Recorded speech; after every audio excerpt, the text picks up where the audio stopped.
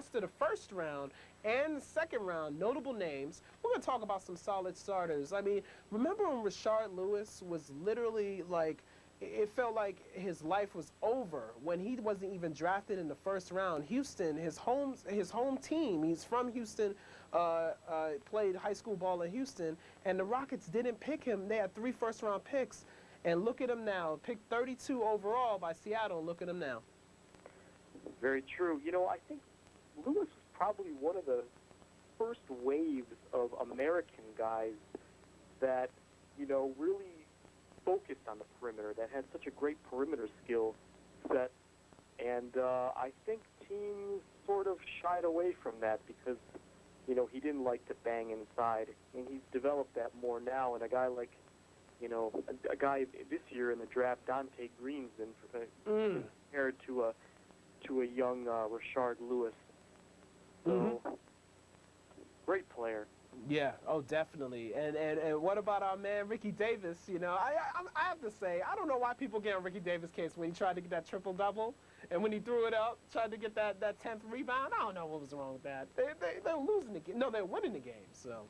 But what do you think of Ricky Davis, his talent? Deshaun Stevenson didn't like that. Exactly. And Jerry Sloan said if I was still playing, I would have punched him in his mouth. Yeah. But Ricky, what do you think about, Al Harrington, Coutinho Mobley, say about any of these 3 players, like how they've been solid? They're solid starters. All 3 of these guys, when they're on, have the ability to really catch fire and carry a team.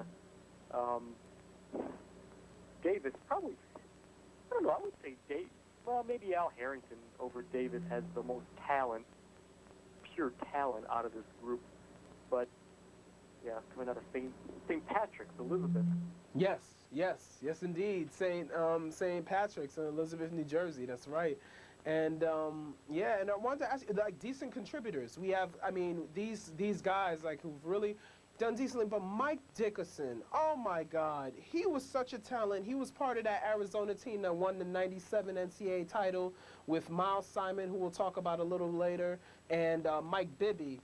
And, Dickerson averaged 15 points a game. How could, if he didn't have the groin and hamstring problems, how good could he have been? Well, Dickerson was just viewed as just a real elite, solid power forward prospect.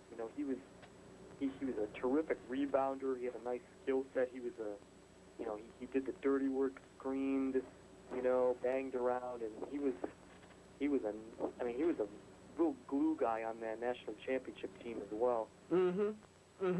And it's interesting, yeah, he definitely was, and good defender and a good shooter. Like it was a nice mix there, and Skip to Alou, Rayford Austin from Cardozo High School in the Bayside, Queens, and he was a street ball legend, but he turned out to have a decent career in the league.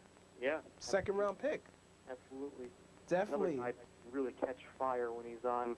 Oh, yeah, that's right, from three-point range, that's for sure.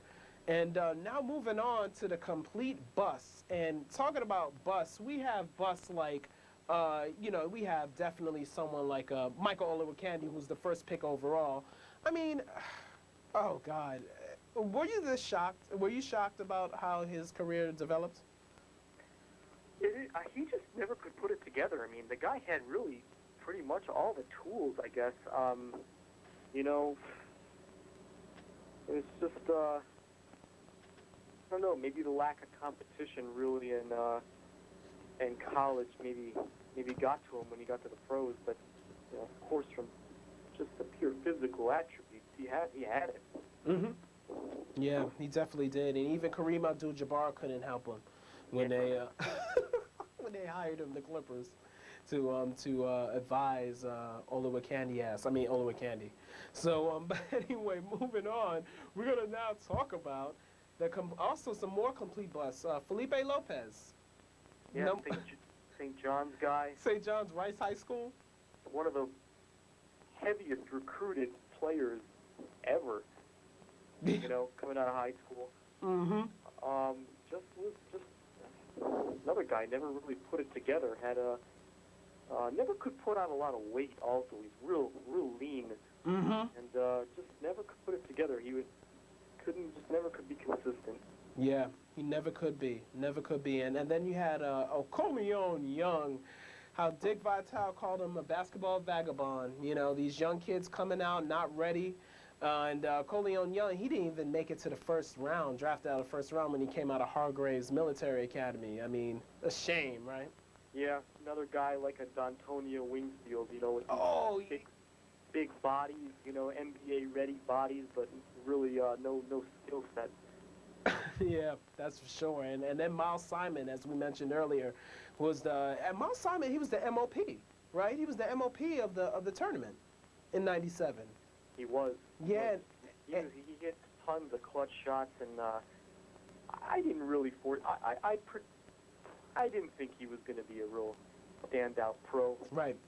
Yeah. Right, and that's the thing. Like it's just prime example of a successful college player not panning out in the pros. It's a totally different thing, you know. Yeah, played at Modern Day High School. That's right. That's right. Down in Santa Ana, California. Absolutely. But Paul, I want to thank you. Thank you for your time. You know, thanks for coming on again. And you know you're always welcome. And you got to get back to New York so you can come back in the studio. Definitely. Oh, definitely. At the very latest next year for the Big East tournament, but I'll try to get to town before then. Oh, that's for sure. But Paul, thanks for your expertise. And you know, we'll be talking tomorrow during the draft. Definitely. All righty. All right, buddy. Take care. All right, take care. Bye. Bye-bye.